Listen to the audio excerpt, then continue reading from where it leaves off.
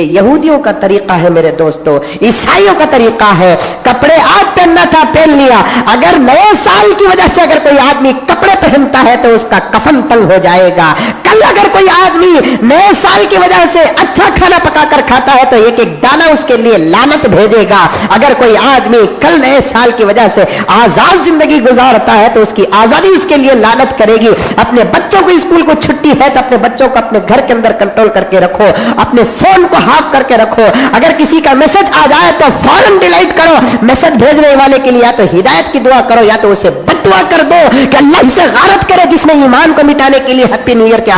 ارے حضور صلی اللہ علیہ وسلم کے بعد حضرت عمر فاروق نے اسلامی نئے سال کی ابتدا فرمائی۔ محرم الحرام مسلمانوں کے لیے اسلام کا پہلا مہینہ ہوتا ہے، محرم کی پہلی تاریخ اسلاموں کے مسلمانوں کی پہلی تاریخ ہوتی ہے۔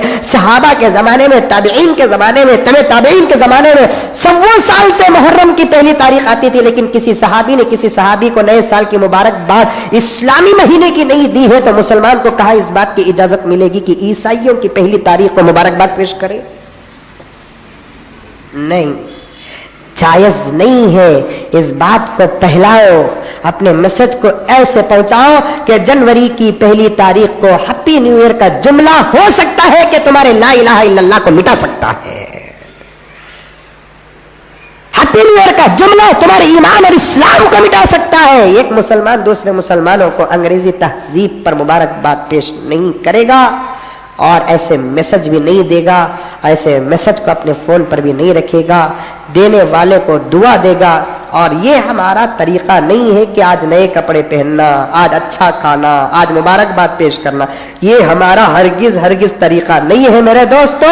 ان لوگوں کے طریقے ان کو مبارک ہے، لیکن ہم کو کیا مبارک؟ ہمارے آقا کا طریقہ مبارک۔ بولو انشاءاللہ عمل کریں گے۔